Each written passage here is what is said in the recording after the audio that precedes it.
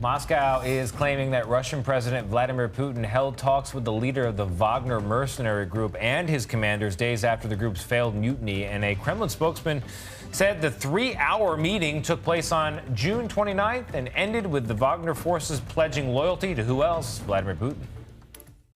Joining us now is retired Lieutenant General H.R. McMaster. He's a CBS News foreign policy and national security contributor. And of course, he's also a former U.S. national security advisor.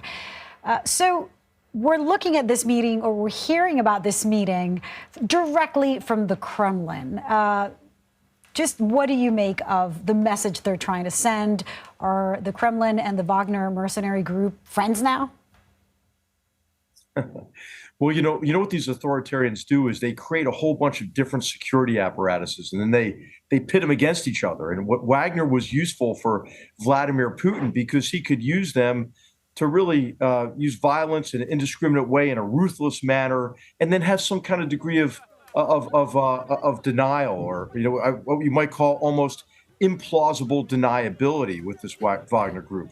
But as with all mercenaries, they're motivated by their own reasons, and this is, of course, Wagner became quite critical of and became pitted against the other security structure, one of the other security structures, which is the Ministry of Defense. And I think what Putin's trying to do is just to limit the damage. I mean, I think what you have now is really a crack in this idea that Putin is invulnerable.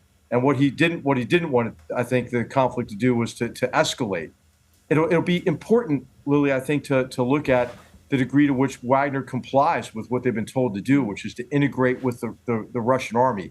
And that's going to be problematic, right? Putting these mercenaries into regular Russian army units. They're Wagner mercenaries and thugs, criminals. They're paid over $10,000 a month. A regular Russian conscript is paid about $2,500 a month, Wow. So you wonder, okay, how's this integration going to happen? I just don't think it's going to work.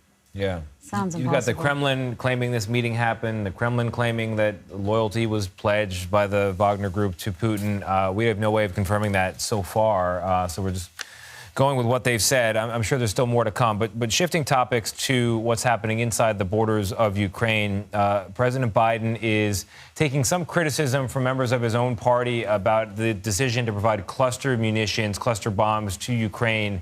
The case the administration is making is, look, Ukraine wants these weapons. They're facing these weapons from the Russians, and it's their own soil. So even though they're controversial, we're saying yes. What do you make of the debate here?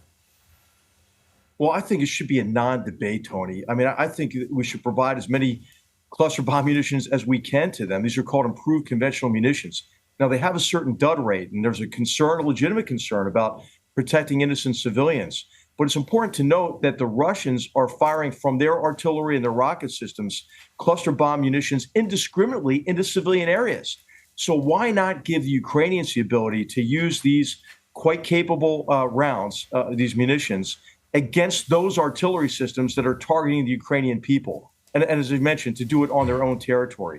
So I think when you look at jus in bello, or just war and the conduct of war, you look at proportionality and discrimination, and I believe that it meets that criteria, the criteria that St. Thomas Aquinas came up with quite some time ago. Yeah, we're reminded you have a PhD in this, and I mean, when you're a lawmaker, I would be very hesitant as anybody commenting on what the actions of people in a war zone fighting a war are doing if you're not in that war zone yourself. And on the subject of being in a war, dozens of leaders, including, of course, President Biden, are gathering in Lithuania for NATO's annual summit this week. The president is saying, look, Ukraine cannot join NATO now because it is in war, because, quoting Article 5, saying a war on one of the allies is a war on all of them. But there is division among NATO members about whether or not Ukraine should be a member. Can you talk to us about where this division stems from? Well, Lily, it's really regrettable that we took kind of this half measure, right? And talked about Ukraine in 2008 maybe becoming a member of NATO, but then never really followed through on it. And that was like the worst of both worlds. I think what Ukraine needs now is a path to NATO membership, and a clear path that all leaders in NATO can get behind. The president's mentioned, hey, well, we can't have a clear path into NATO right now because there isn't unanimity. But I think NATO members expect the United States to lead in that connection. I mean, it's important to know what Putin will do is he won't stop, right? Everybody keeps talking about, is there an off ramp for Putin? An off ramp for Putin is a chance to look for another on ramp. And even if his forces are defeated in the occupied territory of Ukraine, it's quite, I think, easy to imagine that he'll continue this campaign of subversion and aggression against Ukraine. What he's really trying to do as well is just kind of right now choke Ukraine out, make them economically unviable, and make the country uninvestable.